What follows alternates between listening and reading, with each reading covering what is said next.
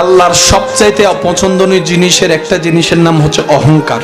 আমাদের সমাজে একটা কথা প্রচলন আছে, অহংকার পতনের।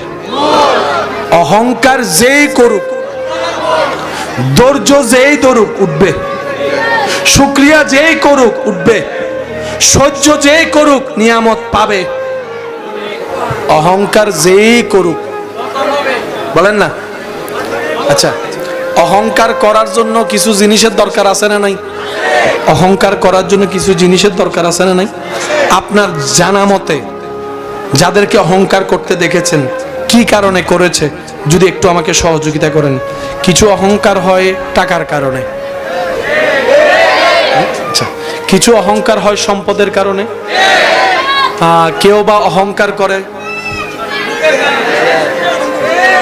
আচ্ছা, কেউ বা অহংকার করে সুন্দর কণ্ঠ থাকার কারণে, কেউ বা অহংকার করে ভালো জ্ঞানী হলে, কেউ বা অহংকার করে সম্পদ একটু বেশি হলে, বলেন না?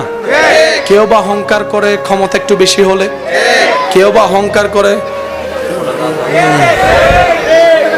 বলেন বলেন বলেন বলেন, কেউ বা অহংকার করে বউটা একটু সুন্দর, জামাইটা একটু হ্যান্ডসাম হলে, কেউ বা একটু অহংকার করে বংশের কারণে, বলেন বলেন বলেন, কেউ বা একটু অহংকার করে ক্ষমতা বেশি থাকার কারণে, কেউ বা একটু অহংকার করে নিজের পক্ষে মানুষ বেশি থাকার কারণে। অহংকারের হাজার দিক আছে, এই কথায় কারো কোনো দ্বিমত? সৌন্দর্যের সবচাইতে শ্রেষ্ঠ সৃষ্টিতে আপনার আমার নবী রহমাতুল লিল আলামিন কিন্তু বিন্দু পরিমাণ কারো সামনে অহংকার করেছে?